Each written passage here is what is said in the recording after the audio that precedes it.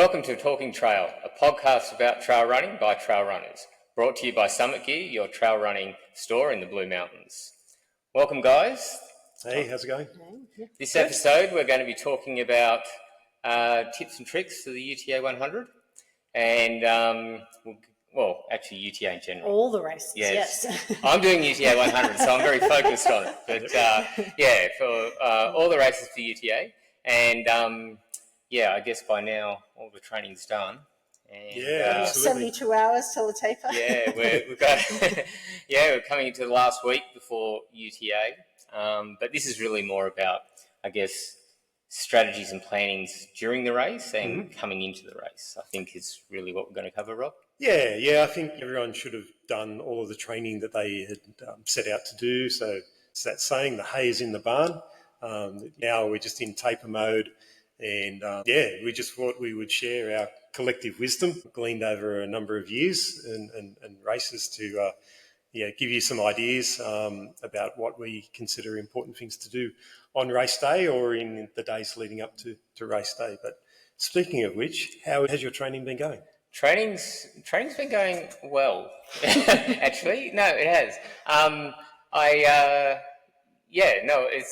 feeling good. I'm feeling strong. I'm still healthy. No injuries. This is a good thing. And I've really taken to heart what I learned in the Mount Solitary Ultra, and I'm dialing down, which is going too hard.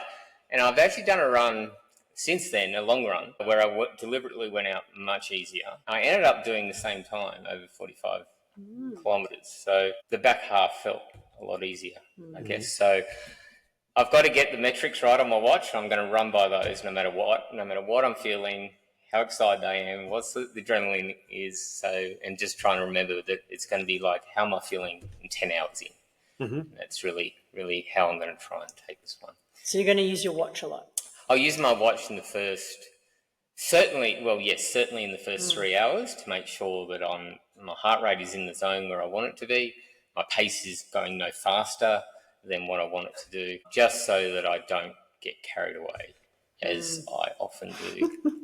When people go rushing past me and everyone's cheering and yelling and all the adrenaline's pumping. So that's probably opening the door for the first tip, right? Because if you're using your watch and for your pace, right? If you just glance down at your watch and you look at the pace, right, it can be wrong.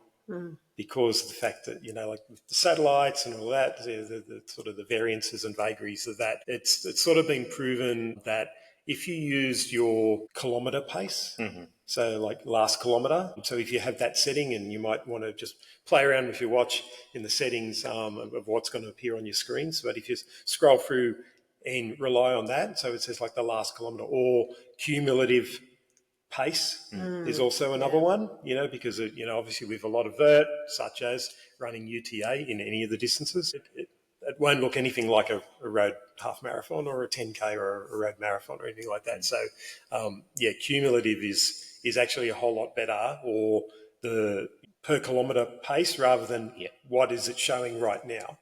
Yeah. And I think heart rate for me is the biggest metric I run by. I really only look at pace if I'm running a flat section. And then I go, this is kind of how I should be running.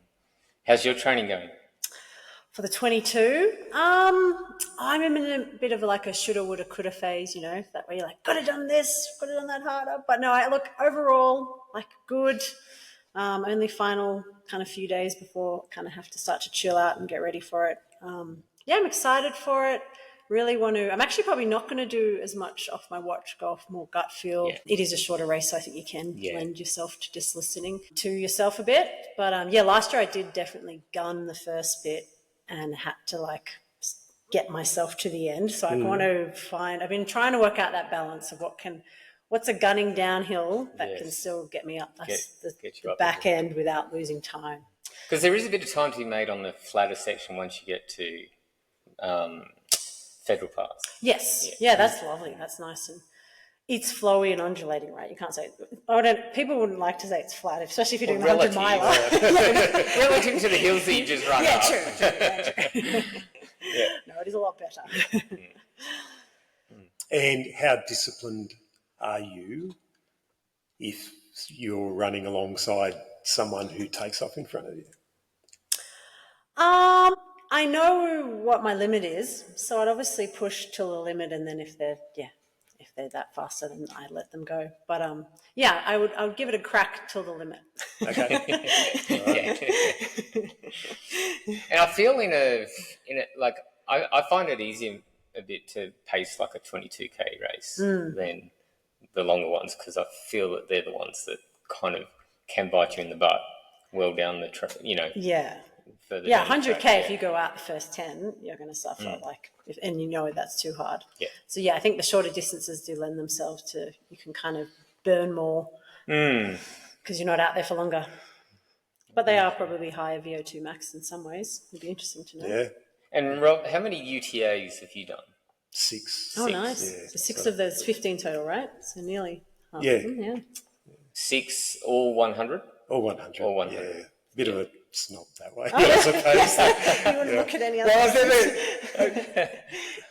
Well, I've never considered myself fast enough. I've never really done a good block of speed work to go for something shorter, Yeah. So, But you can just do the same. and I just enjoy the really long endurance stuff. Yeah. So, yeah, give me 12 enjoy hours. the mind Give me game 12 out there? hours over 2. Yeah. And these days, it takes me probably 6 hours to warm up. So,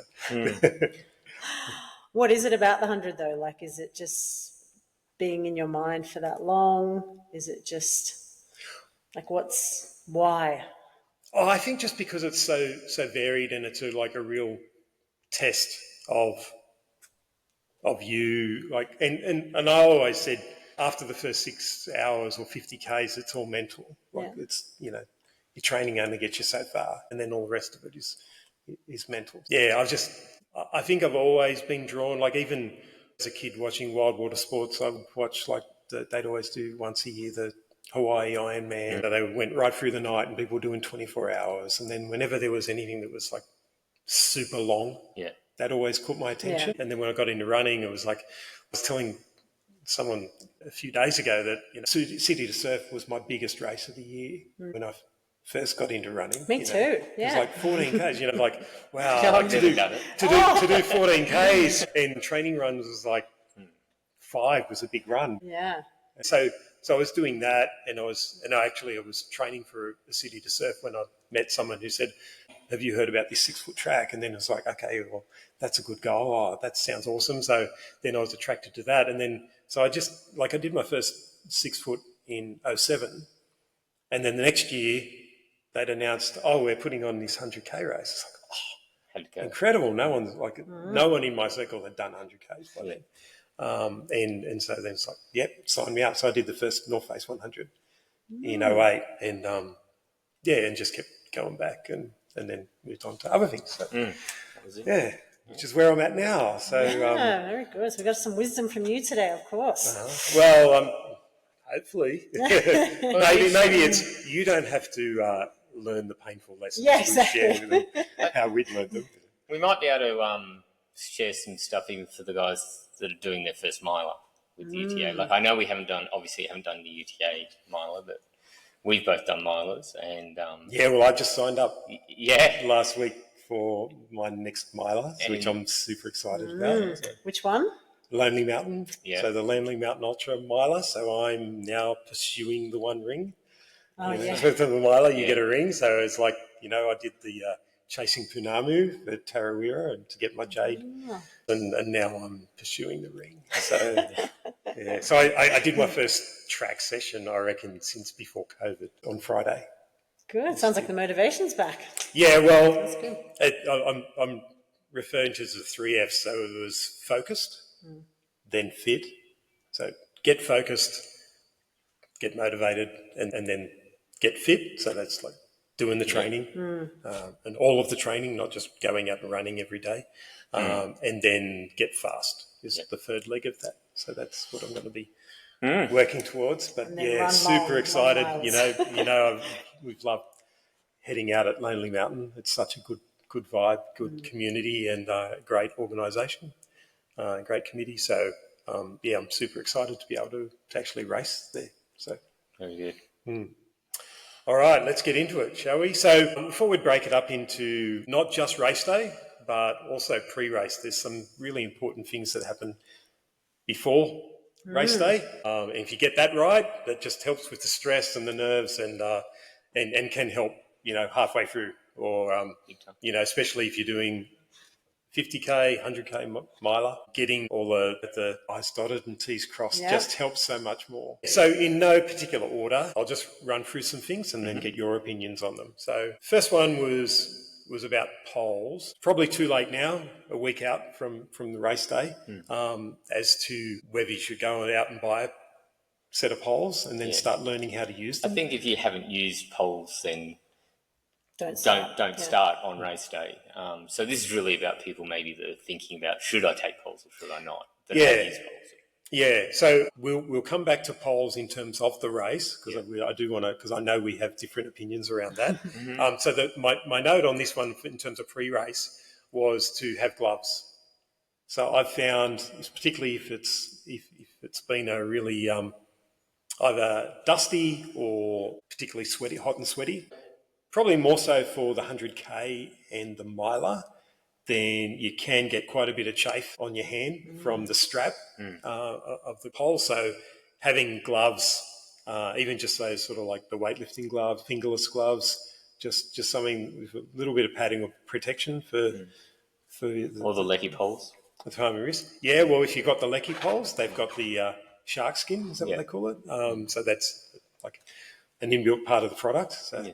That was the first time when I was doing UTMB, which obviously is big heels, lots of poles. I've never had an issue with poles and getting any sort of blisters and stuff from them, but on that one, probably in the last 30 Ks, I've started to get a few blisters on my hands from the straps. So definitely something to think about if you're doing the longer distances and you're going to be using the poles a lot.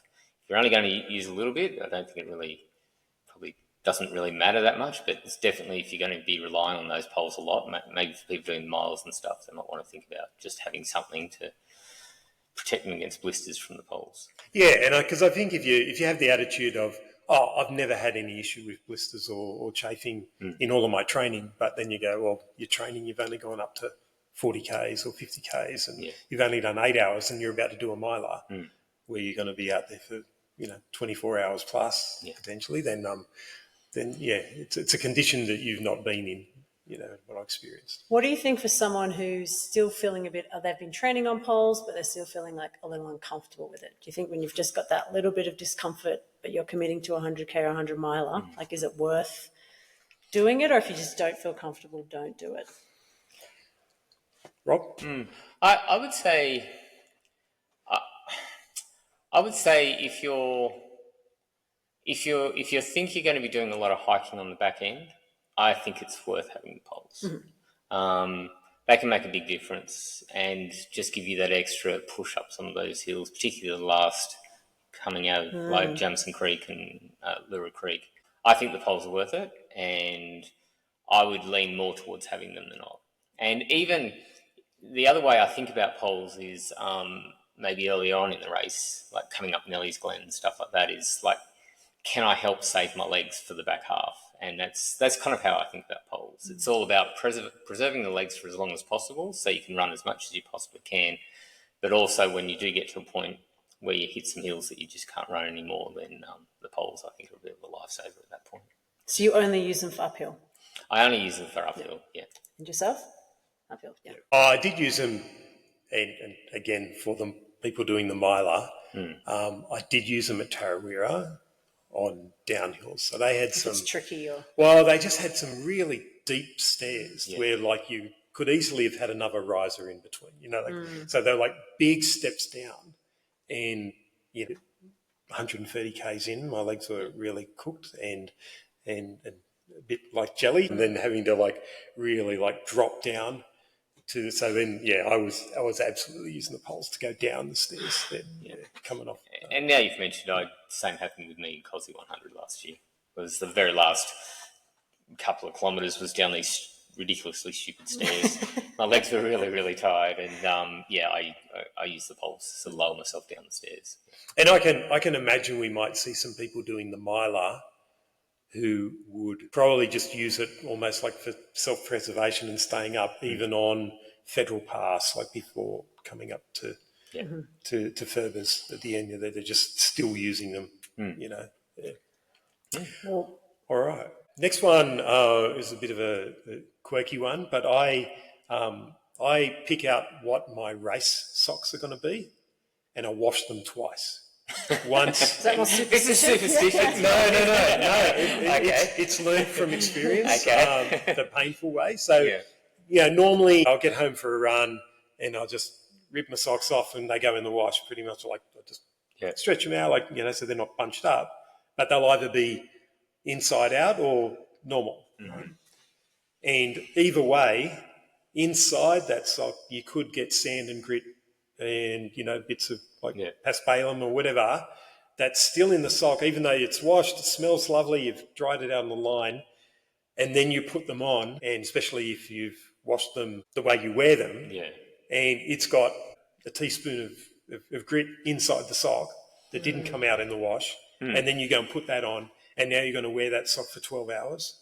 It can be like sandpaper. So I always, if I go, it doesn't matter if it's for training or whatever, but if I go race day, especially if it's a really long one, so again, maybe in the 11, even the 22, you go, that's not really going to matter.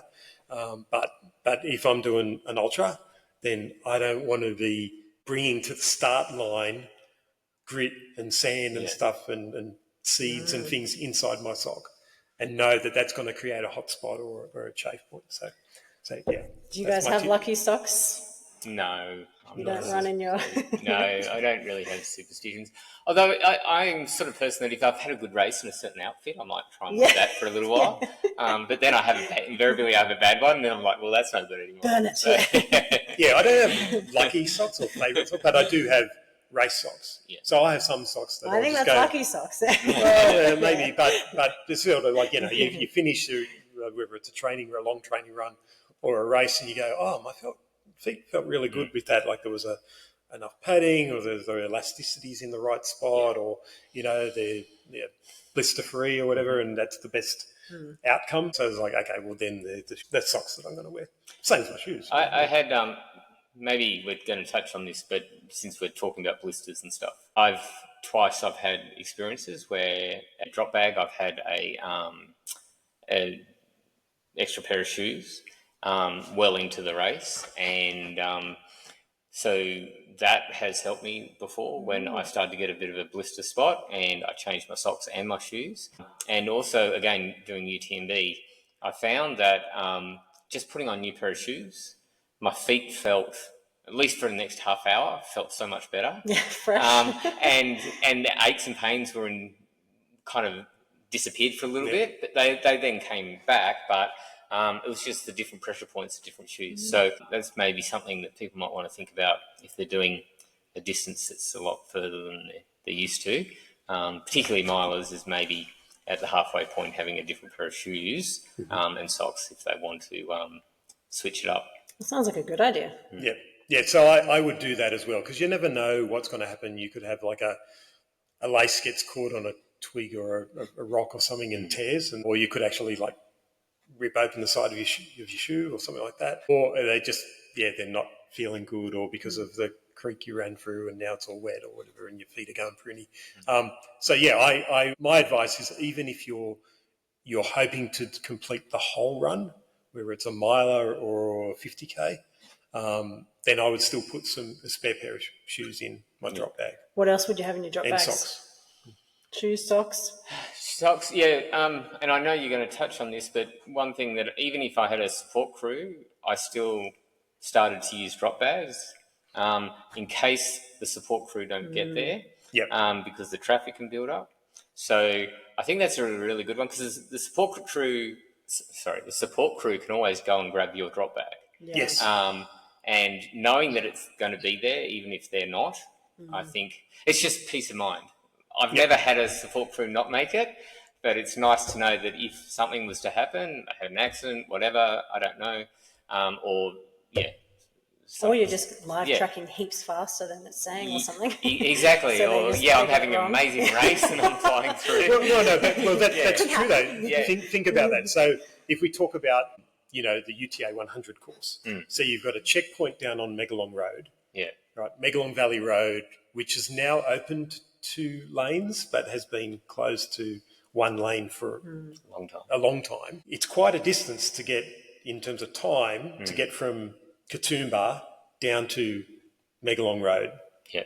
And, there's going to be a whole lot of people, because however many, over a couple of thousand runners doing that race. There's a lot of cars, a lot of crews and spectators heading down to that checkpoint. And then the runner only has to go up Nelly's Glen Road, up Nelly's Glen, and then sort of across from the 6-foot track into Katoomba, and then they're at the Aquatic Centre. And it's pretty tough normally to get from Megalong checkpoint, especially if you've laid out chairs and stuff, because you've been waiting for 2 hours for your runner to come in, and you've got your blanket out with all of the food and whatever, and you're having your own lunch at that stage, and then you pack everything up, and then you go through the paddock to your car. All this is chewing up time, and then you've got to hightail it up to the Aquatic Centre, and your runner could be having a really great burst through there, and and get up there. And it would only take one truck that's gearbox failed going up Megalong Valley Road up to Blackheath, or get someone come and the car gets a flat tyre or something, and you might miss them. So actually, I was going to talk about pre-race, in terms of motivation. One of the things I was going to mention was, particularly if you're away from home because you're interstate, or you've come up the mountains and you're in a room and you're just like, okay, what am I going to do the night before the race, and trying to fill in time before I go to bed. Some people like to watch motivational documentaries. There's a couple that are really good around Western states. So, but one just talking about your crew not turning up. So there were 2. One was called Unbreakable. Yeah, that's It was good. about the 4 men, the leading contenders for Western states one year. And then there was a follow-up that Billy Yang did. He didn't do the Unbreakable documentary, but he did a follow-up one called Life in a Day, which features the 4 top contenders in the women's race for Western states. And one of the contenders was Devon Yanko, like absolute gun, elite athlete. And in that documentary, you see she arrives at a checkpoint and her crew are not there. Yeah. Or they've forgotten the bag that had a certain flavoured hydration mix or something, and she just loses it. Yeah. And it's like the most vivid example of, this is what you should avoid on your race, because it just ruined her race for her. Like, she just never got into a good mindset again, So moral of that is control the controllables, which is drop bags. Absolutely. So so I'm the same. So it doesn't matter if I've got crew, your UTA, they're going to absolutely make sure that the drop bags, they will move everything to make sure that drop bags are at the checkpoints hours before the runners are going to be there. When my crew turns up, they just walk over and go, I'm crewing for Rob. He's race number, blah, blah, blah. Can you pass me his bag? And then they'll take the bag and then they'll yell out to me as I come in. But I'm not sweating it. And that's what I said my last UTA 100. I said, it doesn't matter. I'm using the drop bag service. If you're there, great. I appreciate the help. But if you're not there, don't sweat it. Like, I'll just see you at the next one. And it took a lot of pressure off my crew. And it took a lot of stress off me. So I wasn't worried about, I hope they're there in time. I'm not checking my phone for text message to see how things are at home and did they get back and have they got their order for their lunch or whatever in time. So you don't have to worry about it. So I absolutely agree with that. So then finishing off gear pre-race, I think as a female spare, or actually non-discriminate, lots of people have long hair elastics. I've had 1 or 2 races where your hair elastic can go and you've like got a ponytail, and getting your hair out can be a bit like, just changes the scene. So a spare hair elastic's always important. Makes sense. Wear it on my wrist, easy to get. Well, I was going to ask you that. Where do you keep? So obviously for someone who's doing like an ultra distance, where it's 50, 100, 100 miler, they'll have drop bags so they can have their hair elastics in that. But I was going to say, if you're running, the 11 or the 22, actually, will you run with a race vest for? I think there's mandatory gear. So for the 22? I think you do need, I think it's 1.5 litres you need. Okay, so you will have that. So you won't just have like a waist belt or anything like that. So But you'll have your Yeah, I always have spare it on my wrist. elastics I always have on your them wrist. every day I wear them. Okay. All right.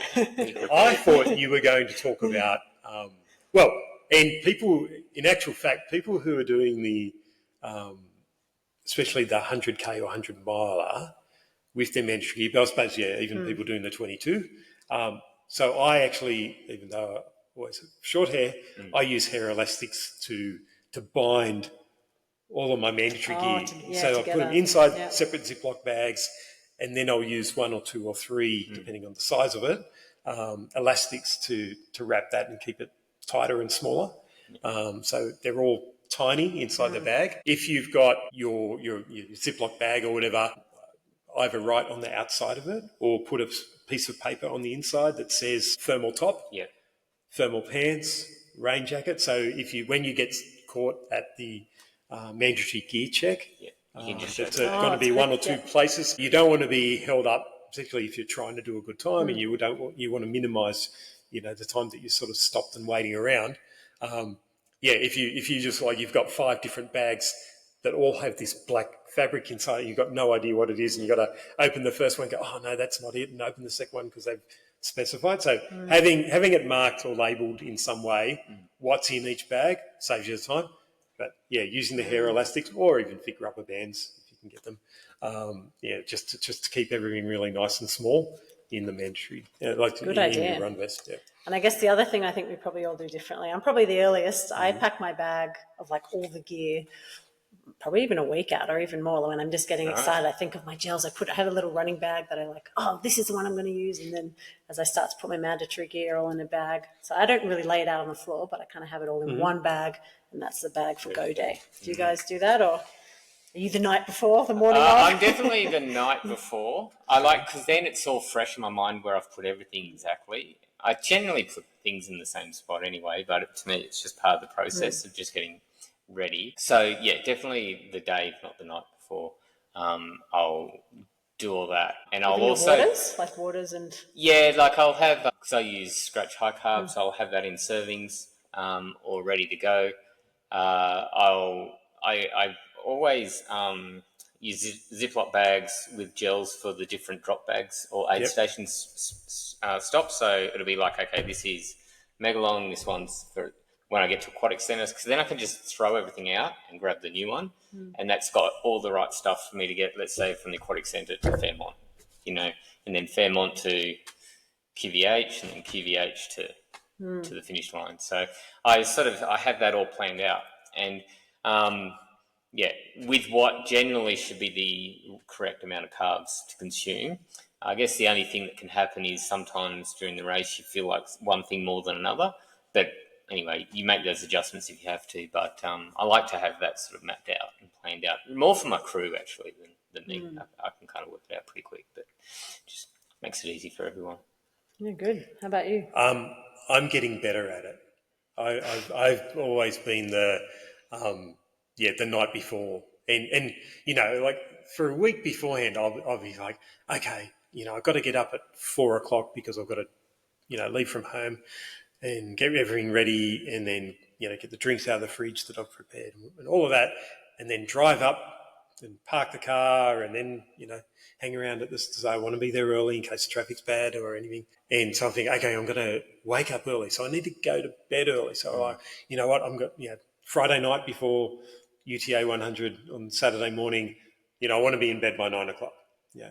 And I'll still be putting stuff into the bag at 10 or whatever, and then I'll wake up at 11:30, or I haven't actually gone to sleep yet, and I'm like, oh, I just remembered I've got to grab that, So I'm getting a whole lot better at that. My advice is 2 to 3 nights before, maybe not a week, but 2 to 3 nights before, have my drop bags, and they're all numbered, they're all written out, I put my race number on the lid, and my name, and I know when you go to Rego, then you'll get the strips of paper that you can bind around your bags. But I actually write in a marker pen on the bag. But so I'll have that, and I'll put everything in that, and I'll try and have everything done so that, let's say it's Thursday night. So Friday, then I can be having those moments where oh, I forgot I remember I want to put that, write yourself out a list days before and then use it as a checklist to tick it off. So not just mandatory gear, but all the things that you want, or think you might want. So even with the drop bags, if I've been really scientific and saying this is going to take me this many minutes and this many hours from, and this is how many gels I'll have on this leg, and this is how many times I'll refill my 500ml flasks. So therefore, this is how much mix I'll need. Always put more. Always put extras in, because I'd rather, if I go, oh look, I've twisted my knee, I'm going to be walking this in, for the next leg, or I'm just feeling bad, and I'm not going to do it in 2.5 hours. It's probably going to be 4.5, and then that changes how many gels I will need, or how much I'm going to drink on that leg. So it's always better to have too much than too little. Yeah. Even if I don't take it, who cares? If I don't take it, I'll get to the end and I've got all this stuff. Great, that I didn't use. It's a whole lot better than being really depleted. You don't want to get depleted, that's for sure. With fueling for you guys and the long distances, like how early, some people don't do caffeine, but if you are doing caffeine, like isn't there a thing that you shouldn't start caffeine till kind of halfway in, or like what's your caffeine kind of take on? Because once you start, you kind of can't like stop, right? I don't really think too much about caffeine, to be honest. Okay. I know generally I'll take about an hour and a half in one of the Humour Cafe Latte mocha type gels, which has a double serve of caffeine in it, but that's more just because I like the taste of it, and it feels like I'm about time for a bit of a cafe stop. It just makes my mental health look quite good. It's actually not the caffeine. Like there's stuff, I take stuff that has caffeine in it, but it's more, I'm looking more at the electrolytes and the carbs and what the taste of it is. So I have something that might be, something a bit sweeter, but then there's other things that may be a bit tangier and a bit more tart and that a bit saltier. And that kind of, I make sure I have a good mix of those across the thing, whether they have caffeine in it or not. To be honest, I don't really think very much about whether that's the right thing to do or not. I just don't think about caffeine. Yeah, no do I. So I do have things, I do have like gels and chews that have caffeine. Like I don't stay away from it. I don't drink coffee. And I don't really like the taste of coffee. So I don't have your mochas and cappuccino flavoured or coffee flavoured either drinks or gels. But I'll have orange with caffeine or whatever flavour like it. And I don't notice a difference. No, I don't. But you're not taking fuel that doesn't have caffeine. You're not choosing those brands which I'm not staying away from it. Yeah, no, you but are so I will just do it for the mix. Yeah. And I'll go, this one's got caffeine in it. Like we had I've been trialling the Trail Brew, the blood orange with caffeine recently, and it's a good taste. But I don't notice any extra kick out because it's got caffeine, whereas their wild berry doesn't. Yeah. What's your take on caffeine? My zone is only to 50k races, but I definitely think I take that strategically. Like I won't make the first gels unless I'm feeling terrible. Like I wouldn't start caffeine too early in it, and I more use it as the back end kicker. And I find like Coca-Cola, particularly like my stomach goes quite quickly, well, at least after a few hours. Yeah. So usually it's really Coke that I can get in and water, if nothing else. And I've been trying different things with caffeine and electrolytes. Like I've been trying different fueling liquids and gels to try find what works. But I guess, at the moment I still find Coca-Cola at the back end can be pretty helpful. Coke always works. It does work. Yeah. It's always a good time during a race for Coke. So, interesting. All right. One I thought about over the weekend was some people will have their watch set for only recording, like progressing time when they're moving. Yeah. So you can have it, your watch set so it pauses when you're stopped in one spot. Change that setting before race day. Yeah. So you don't want to have that because otherwise, especially if you are thinking whether you're doing the 100K or the 100 mile or the 50 even, if you're stopping at aid stations, maybe you're stuck in a conga line and someone's going down really slow. I know obviously a lot of people are going to be using Duncan Pass and that's always been a bit of a bottleneck. Other sections early can be a bottleneck. Yeah. So they're not using Taraz ladders, they're using Duncan's Pass there. So yeah, if you end up sort of stuck there for 40 minutes, Yeah. as has happened in the past, hopefully that won't be the case this year. But if on you'd track. set a goal of getting a silver buckle, a sub 14 hour, and you look and you go, oh, I'm only at 10:30, I've got plenty of time for that last leg, but it's actually 12 and a half hours has passed, but you've just it's paused all that time. So yeah, absolutely change that setting. Yep. I think it's And charge your watch. And Charge your watch, charge your phone. and actually, the whole aid station thing's really a place where it's quite strategic. Like you see the most elite runners, and they're just charging through aid stations. I think for most. Can I say something on that? Yeah, yeah. At Buffalo Stampede, they're like, I think it was the second checkpoint. My partner said he saw Michael Demantis won the 42K marathon, but he said he just looked like Terminator. I think he kept like a 4 minute or less pace, and then he just like threw his gels in the air, very like a legend, because I guess he is. And then the other guys ran at his pace and like shoved it in, and he pretty much didn't even break pace at all. Said he's never seen anything like it. Yeah, no, that's a good strategy if you can do it. But I always find it's trying not to stay at the aid stations too long, but also balancing that out against making sure you get what you need while you're there. Because the worst thing you can do is under fuel, or don't take that extra drink, or get that salty soup into you, or whatever it is that's going to settle you down and make you feel as good as you can for that next section, particularly if you're struggling. But it's also, likewise, it's easy to stay there way too long and really be disciplined and try and have a bit of a race plan of how long you plan to stay at each aid station, just so you have it in your mind, so that you can at least, particularly the Aquatic Centre is one that I'm thinking of, and also QVH, because they're the two where I feel like people can spend a lot of time. Yeah. And get, particularly if they're not feeling great, so trying to get that balance right. Get the fuel that you need, but also don't loiter. Get out. The best way to feel better is actually get moving again, actually. Yeah. And quite often when I'm not feeling great, some of those, you get back into running, you get back down into Lura Forest, and suddenly it feels like a different race, and you're feeling better again. So that's also what I was going to ask you guys. I think we're on more the during the race stuff now, but like the ups and downs, like kind of, I think that would help people when you just, maybe if it's, at some K, you're starting to deteriorate, you want a DNF. Have you guys had those moments, and how did you kind of resurrect them? Yeah, definitely I've had those moments. I'll give you, the one that stands to mind most was UTA 100, and I was actually having a pretty good race, but I was that year, it was the year they flattened the course out because of landslides and stuff. When they went out to McMahon's. When went out to McMahon's, but coming back from McMahon's, I felt really strong all the way out there. I was coming back and I started to just not feel so great, and I was slowing down a fair bit. And I got to the next aid station. I think I had a full bottle of Gatorade. I had a Vegemite sandwich. And it was amazing what that did to me. Like I got going again. I didn't feel great, but then literally like about 10 minutes later, I was passing all the people that passed me earlier, because that had got into my system. And it was just fueling. It was just, you just got to get that fuel into you. And it's whatever you feel like at that time. Like for me, that day it was Gatorade and Vegemite sandwich, which is not stuff that I normally take, but I had it with me.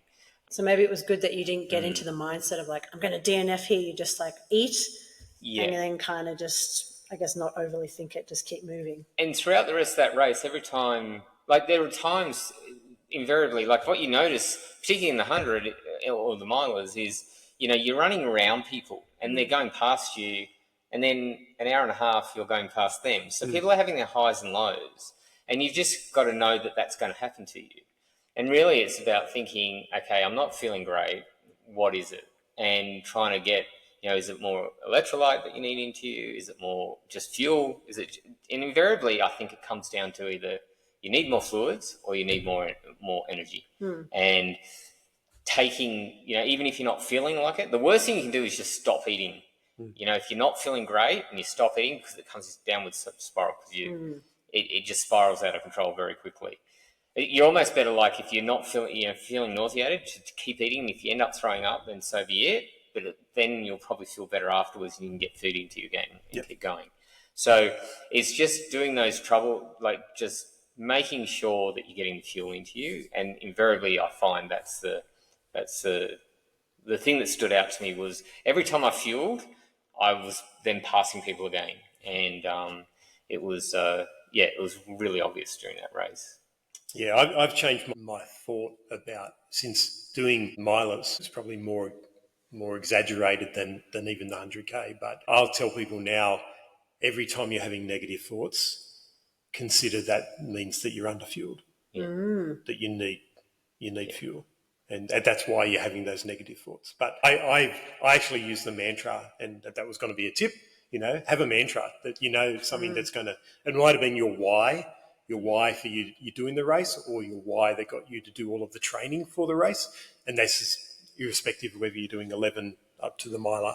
But my mantra is, and I've used it for years, is this too shall pass. Yes. Right? And I use that both when I'm feeling great, like especially, you've had a week of taper or 2 weeks of taper, you've done carb loading for the week, you've got the race, you're all excited, everyone's fresh, and then you take off and I go, I'm feeling great. I think I could take these guys that are ahead of me.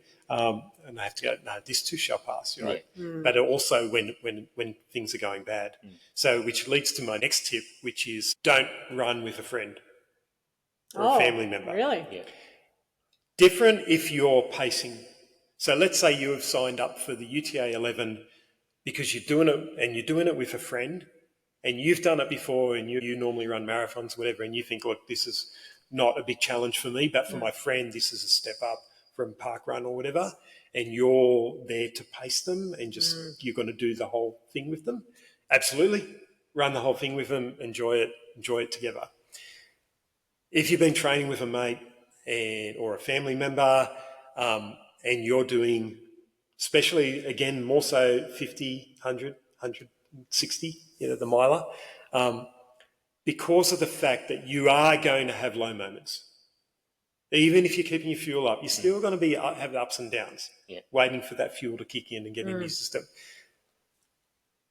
Your buddy is also going to have highs and lows.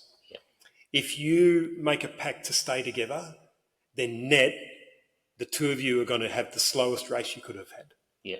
As opposed to, I'll probably see you in an hour or so, or I'll see you at the next checkpoint, but I'm feeling good. I'm going. While your friend might be feeling bad. I mean, if they're, if they're in trouble, race, that's different. And then you're like nursing them to safety to the next checkpoint. That's different. That's very compassionate in that. But if you both want a silver buckle, you both want a sub 9 hour 50K or whatever, don't run with your friend. You're just guaranteeing you're going to have a slower time than you could have had, but also them. So it's actually a nicer thing to do for your buddy or your family member that you're running with, to let them go, and not let them hold you back, and you not hold them back when you're in a lull.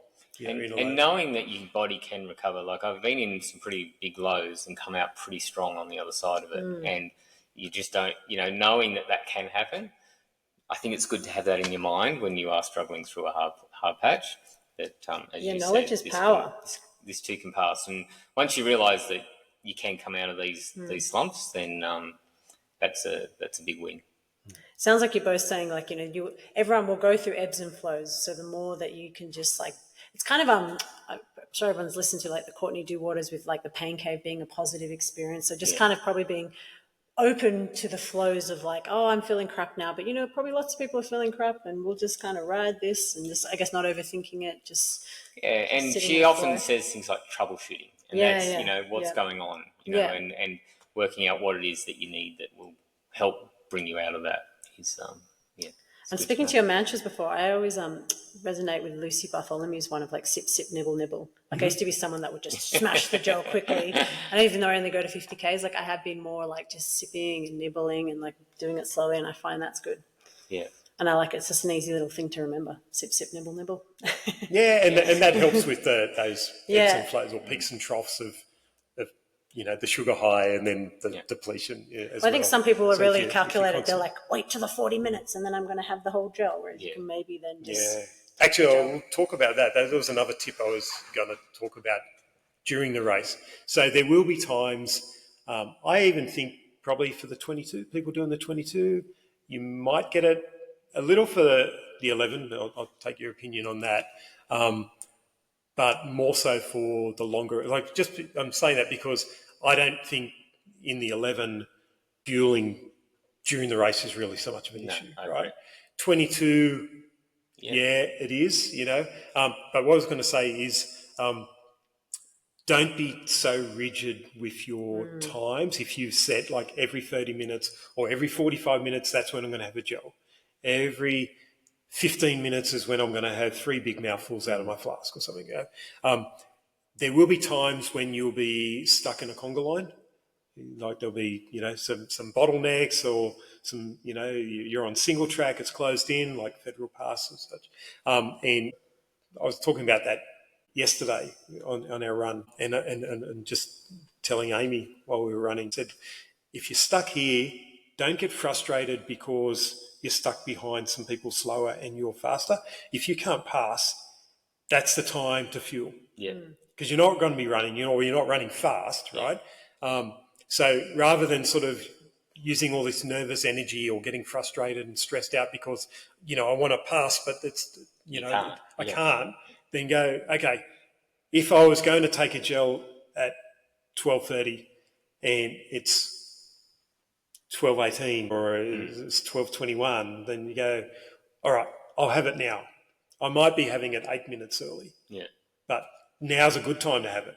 Rather than go, no, I'm going to just keep stewing on this, and then it'll open up, and then I'll go hard because I'm trying to overtake the 5 people in front of me who are slower.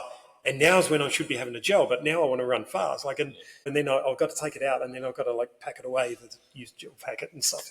So just go just use that time. If you're stuck, go, okay, is there anything, that the pack's been rubbing on me a bit funny because I'd put the head torch back in, after getting it out at the aid station, whatever, okay, I'm not going too fast.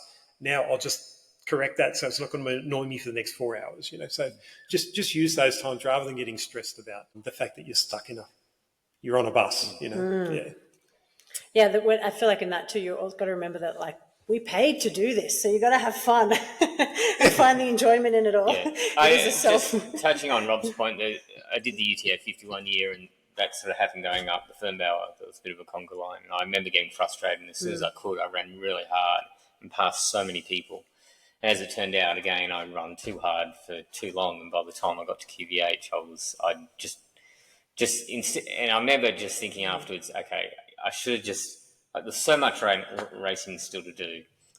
Just take it as an opportunity just to go a little bit slower and sort of manage yourself, and then don't get frustrated. All right. Just go back to a couple of pre-race ones. So we sort of touched on about getting good sleep before, but my tip there is to actually really work hard to get good sleep this 2 nights before and 3 nights before, because if this race means anything to you, You won't sleep that well. you're not going to sleep well on the night. So if you go, oh, look, I've had all these late nights, but I really want to get a good night's sleep, get sort of 8 or 9 hours the night before the race, it's not going to happen, So, try and. I mean, I know they say you can't really bank sleep, but try and get good sleep the 2 nights before. I think the most important thing for me, and I've made this mistake many years, particularly working at Summit Gear, where we've had the expo and we've worked crazy busy on the Friday beforehand, and then you go and race. I spent all day Friday on my feet, and then try and race 100 Ks on the Saturday, and it never ends well. So if you can, take the day off beforehand, put your feet up, be very selfish, just watch the movies, do whatever it is, get off your feet as much as possible, and have your legs as fresh as possible for the day before. Yep. That's a good tip. Yeah. And to help our runners, we're going to be open. Summit Gear is going to be open till 9 p.m. We are. The 2 nights before during we'll have race someone week, else working. Yeah. Well, I'll probably do that. But so that if you do turn up at Katoomba, it's like, oh, crap, I've left my shoes behind, or one shoe, which we've had in the That's past. happened many times. People turn up and they've flown up from Melbourne and they've got left shoe and no right shoe, and and it's Friday afternoon and they're panicking. All those last minute gels or whatever, we're here for you. The other thing which some of my friends celebrate is Toenail Tuesday. So that's What's that? and I suppose the alliteration helps, but it can be Toenail Wednesday, but Toenail Tuesday sort of rolls off the tongue better. Which is that's the night to cut your toenails. So not the night before. If you do it on Thursday night if you're racing Friday, or Friday night if you're racing Saturday, your nails are still going to be too sharp, from having just cut them. So as your feet get a bit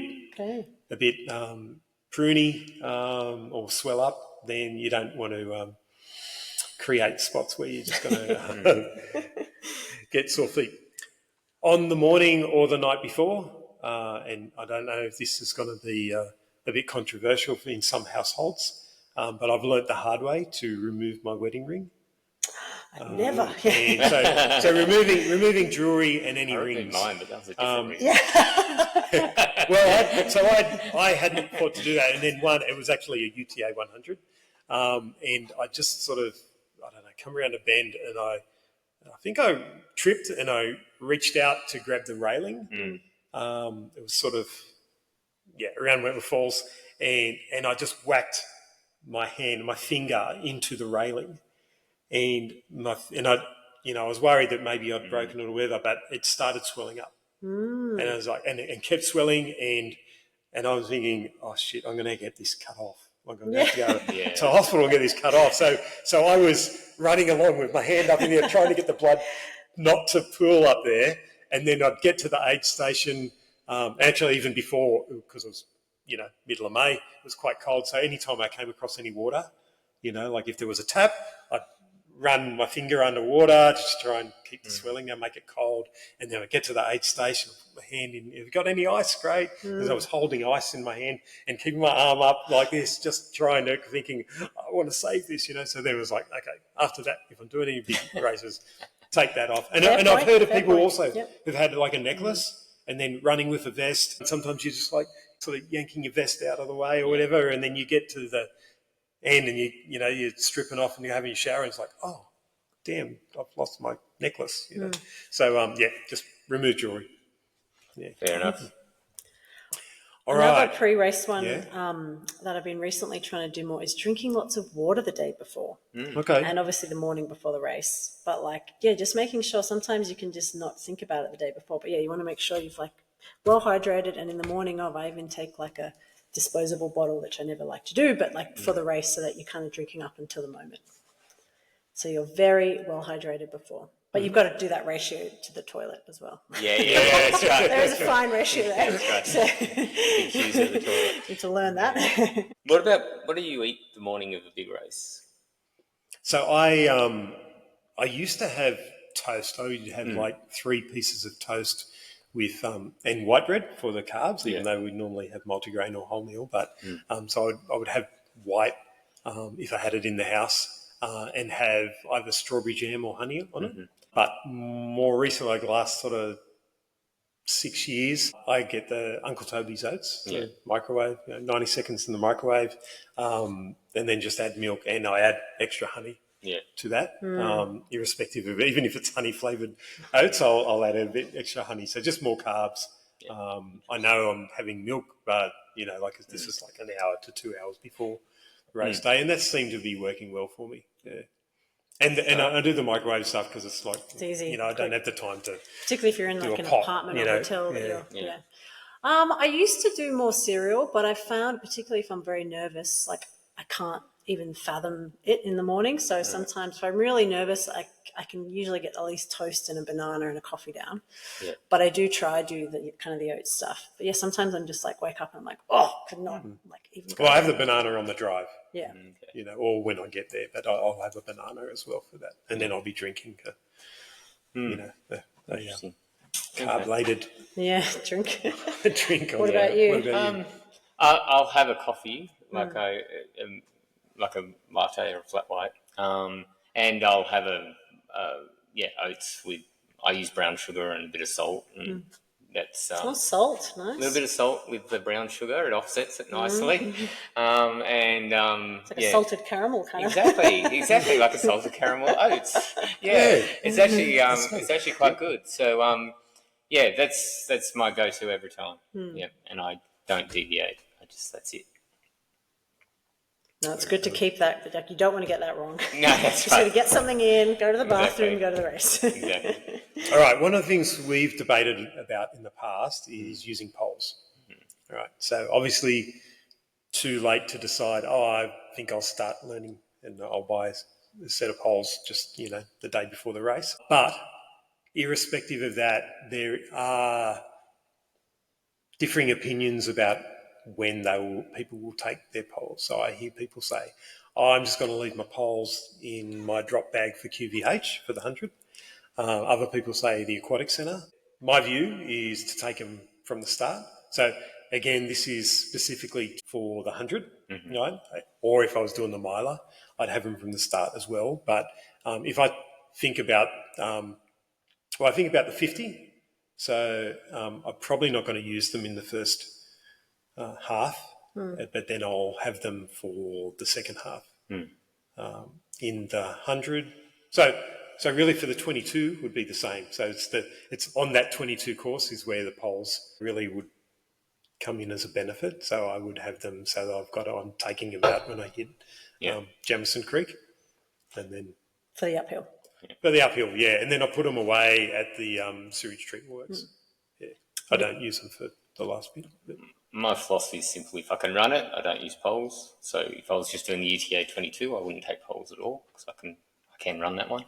But UTA 100, that when I'm doing that 22 after I've done 78, I use poles. So and my view or why I would take poles from the start for UTA 100 is when you get. So I wouldn't use them for any of the earlier sections, but once you get past Dunphy's and you're going up to Iron Pot, that's quite steep. It's like going up the east face of Mount Solitary. So I would use them there. And then once you come back down to Carlin's Farm and you're back on Megalong Road, heading towards the 6-foot track and that aid station, there's some really long, steep climbs. So you think, whatever I can do to save my legs for later in the race to finish well, then why not? And I'm only carrying under 400 grams. So I'm not really going to notice that with all the other mandatory gear that I'm carrying anyway. And I just think I'm going to get a good benefit out of it. So, So I would definitely now use them in earlier rather than I used to be one of those people that would just get them at the aquatic centre. But now I use them.